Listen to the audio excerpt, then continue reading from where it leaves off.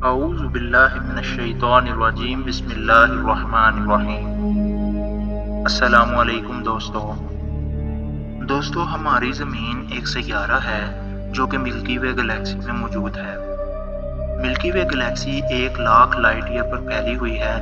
یاد رہے کہ 1 لائٹ ایئر اس وقت ہوگا جب ہم روشنی کی رفتار سے 1 سال چلیں گے، اور روشنی کی رفتار اس قدر زیادہ ہے کہ 1 سیکنڈ میں زمین کے گرد 60 چکر لگا سکتی ہے، یعنی کہ ایسا کرنا ہمارے لیے ناممکن ہے۔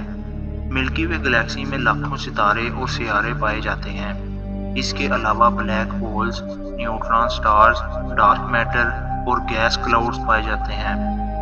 زمین سے دیکھنے پر ستارے قریب قریب نظر آتے ہیں، لیکن ان کے درمیان ایوریج فاصلہ 47 ٹریلین کلومیٹر ہے۔ ہماری موجود ٹیکنالوجی سے انسان کو کسی ستارے کے قریب بھیجنے کے لیے 10,000 سال درکار ہوں گے۔ لہٰذا ہماری گلیکسی یا کہکشاں بہت بڑی ہے، لیکن ملکی وے گلیکسی اکیلی نہیں۔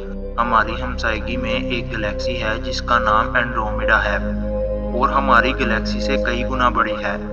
بس یہی نہیں، کہکشاؤں کے بھی گروپ ہوتے ہیں جن کو کلسٹرز کہا جاتا ہے، اور ہمارے کلسٹر میں 50 سے زائد کہکشائیں ہیں، اور کچھ تو ایسی گلیکسیز ہیں جن کو ماپا بھی نہیں جا سکتا۔ اور ہمارے کلسٹر کے اگر سائز کی بات کی جائے تو اندازہ یہی ہے کہ تقریباً 10 ملین لائٹ ایئرز پر پھیلا ہوگا، یعنی کہ 10 لاکھ لائٹ ایئرز پر پھیلا ہوگا۔ بس یہی نہیں دوستو، کلسٹرز کے بھی گروپ ہوتے ہیں جنہیں سپر کلسٹرز کہا جاتا ہے، اور جس سپر کلسٹر میں ہمارا کلسٹر ہے اس کو لیناکیا سپر کلسٹر کہتے ہیں، اور اس سپر کلسٹر میں 100 سے زائد کہکشاں گروپ یعنی 100 کلسٹرز ہوتے ہیں۔ دوستو ہماری سوچ تو یہاں ہی کام کرنا چھوڑ جاتی ہے، لیکن اگر آبزرویبل یونیورس یعنی کائنات کا وہ حصہ جسے سائنسدان ابھی تک کھوج سکے ہیں وہ 10 لاکھ سپر کلسٹرز پر مشتمل ہے، اور یہی پوری کائنات نہیں ہے۔ کائنات کا وہ حصہ جس کی کھوج ابھی تک سائنسدان نہیں لگا سکے، جسے نان آبزرویبل یونیورس کہتے ہیں، اگر اس کا موازنہ آبزرویبل یونیورس سے کریں تو ایک اندازے کے مطابق یہ صرف 20% ہے، باقی کے بارے میں ہم نہیں جانتے۔ اور دوستو آپ یہ جانتے ہوں گے کہ کائنات مزید پھیل بھی رہی ہے۔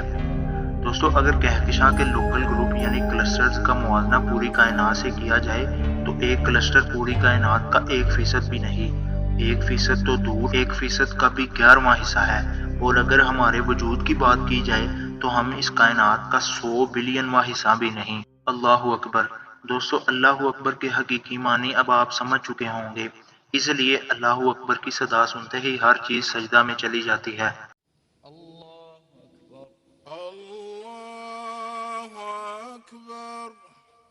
دوستو یہ باقی کائنات جو ہمیں خالی نظر آتی ہے یہ خالی نہیں ہے، بلکہ یہ اپنے اندر بہت زیادہ انرجی رکھتی ہے جسے کوانٹم فلکچویشنز کہتے ہیں۔ اس میں پارٹیکلز اور اینٹی پارٹیکلز پائے جاتے ہیں۔ دوستو سائنسدانوں کے مطابق 138 بلین سال پہلے جب خلا میں کچھ بھی نہیں تھا، اس وقت بگ بینگ وقوع پذیر ہوا۔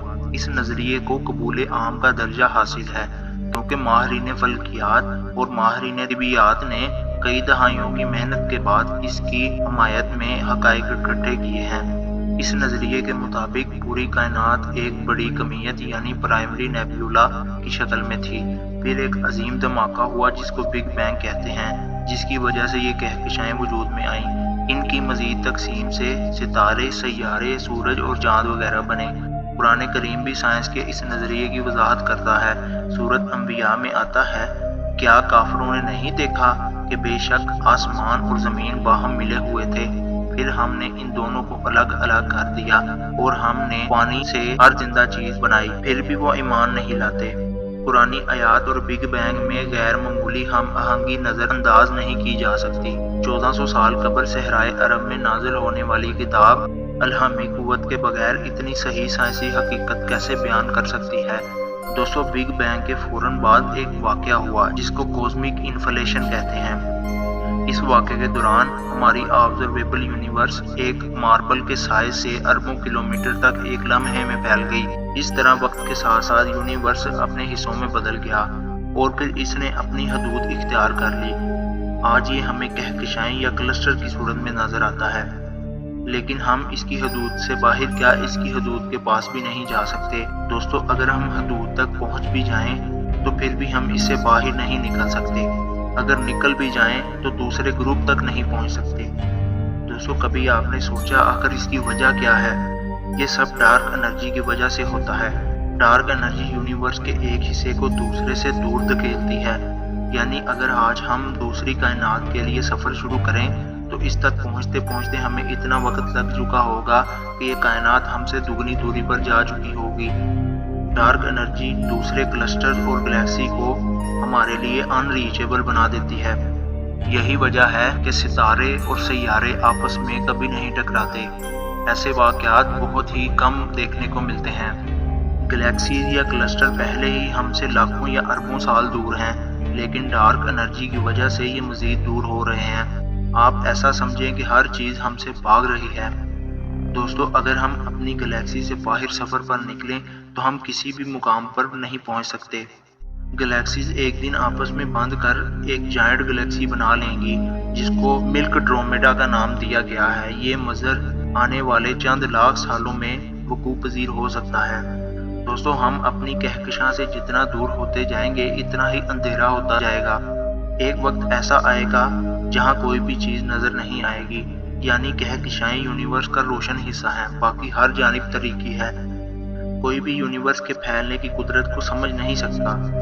یہ کب پھیلنا شروع ہوا اور کب رکے گا کوئی نہیں جانتا سوائے اللہ کے۔ اللہ تعالیٰ ہی اس کو جانتا ہے اور اسی نے یہ رنگینیاں بنائی ہیں جسے وہ ایک ترتیب کے ساتھ چلا رہا ہے۔ انسان کی اوقات تو اتنی ہے کہ ان چیزوں کو دیکھ لینا اور سن لینا ہی اپنی زیادہ سے زیادہ ترقی تسلیم کرتا ہے اور یہ اقرار کرتا ہے کہ وہ اس سیارے سے بھی باہر نہیں نکل سکتا۔ دوستو آخر پر یہ شعر گوشگزار کرتا ہوں۔